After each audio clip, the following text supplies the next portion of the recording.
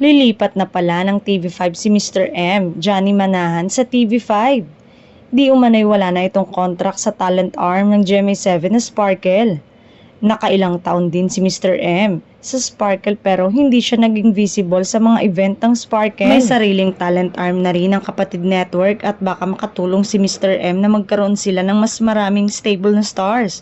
Lalo na nga at ang sabi ay hanggang 2027 na lang ang partnership ng TV5 at ABS-CBN Studio kaya kailangan na rin nilang maghanda na magkaroon ng mga sariling artista.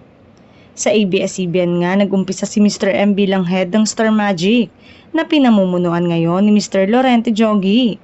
Hindi lang idinitalye kung ano ang magiging partisipasyon nila sa TV5 at kung ano ang mababago pero malapit na raw itong i-announce sa media. Ni Manahan, nakilala bilang Mr. M ay opisyal na sumali sa talent management arm ng GMA Network, ang GMA Artist Center noong July 2021 na bumalik sa kung saan siya sinimula ng kanyang karera pagkatapos na magtrabaho dati sa Star Magic ng ABS-CBN.